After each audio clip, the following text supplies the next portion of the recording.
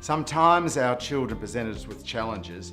They put us on the spot, and our response reveals a hell of a lot about our parenting style. I'm going to tell you two stories to show you what I mean. 6-year-old Lara loves calisthenics.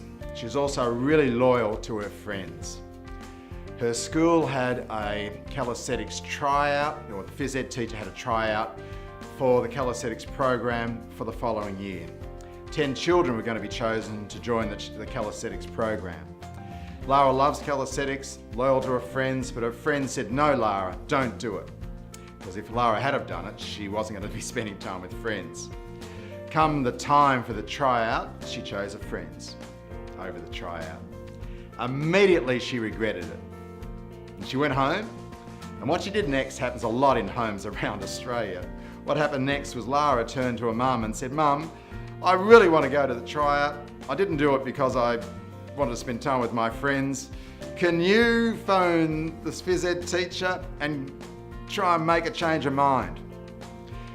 Now, Mum was put on the spot, a little bit of one of those parenting moral dilemmas. Her mum turned around to Lara and said, "No, Lara, I won't, but what I will do is I'll help you talk to the teacher. You know, it's your job to do that." So Lara and her mum spent some time talking about the sorts of things she might say to the teacher and even how she might actually approach her. So next day was phys ed time. And Lara spoke to the phys ed teacher just before class, and she asked her for a little bit of time, and she asked if she could have another go at the tryouts. Now the teacher pretty much stuck to her guns, and she said, "Lara, I'd love to, but you know, there's 70 kids turned up yesterday, and I've only got 10 places, and if I let you join in, it's just not fair." So the teacher stuck to her guns, and Lara, well, she missed out that time, but that's okay. Let's hold that. And let's contrast it to what happens over here with William. William's 12, is in secondary school. He too had to go to a tryout, which was to make a swimming relay team for the swimming sports. Again, it was held at lunchtime, and well, William was a bit slack. Whatever the reason was, he didn't turn up. And William did exactly the same thing as Lara did. Went home and said, "Mum," and tried to talk his mum into phoning the school to get a tryout. So what did Mum do?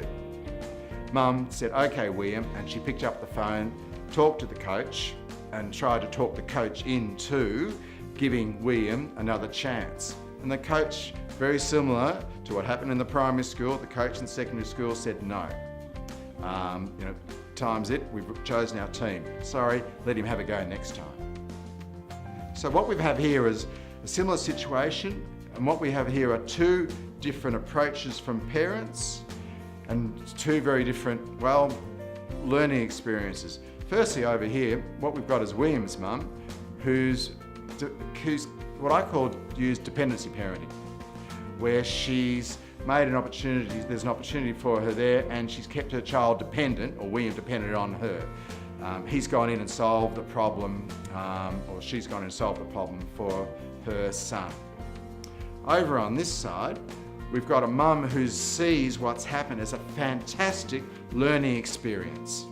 And she's used that opportunity to skill her child up, or Lara up, with some skills about the things to say and how to approach a teacher, so that her daughter, Lara, next time is skilled up, so when something happens for her next time, she'll be able to handle that situation. So the two different parenting styles are a style which makes, or the approach which makes children dependent on parents. I call that dependency parenting. And over here, we've got a style which makes kids independent. I call that redundancy parenting. So redundancy parenting, dependency parenting. So what I always encourage parents is to go down redundancy road. And redundancy parenting is about making ourselves redundant. And I mean that not so much in an emotional sense, because we always have a connection to our children.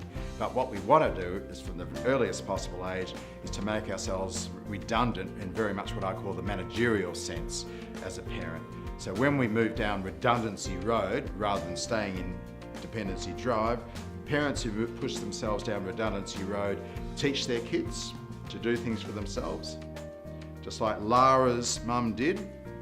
But we also teach them to develop independence in lots of different ways at home, whether it's to teach them how to make their own lunch, pick up the telephone to call a teacher, whether it's even for a younger child to do up the shoelaces. So very much parents who are going down redundancy road are teaching. Also, parents who are going down redundancy road don't resolve children's problems for them, but give kids opportunities to solve their own. We also help kids fight and give kids an opportunity to fight their own battles. We also give them real responsibilities, so that's why kids should help without being paid. And another aspect of redundancy parenting is we'll use a style, management style, which is less about telling and more what I call a visual style. So you'll find if you're into redundancy parenting, you may have rosters on the fridge to remind them about jobs. You might have some signs around about the important things for them to do in the morning.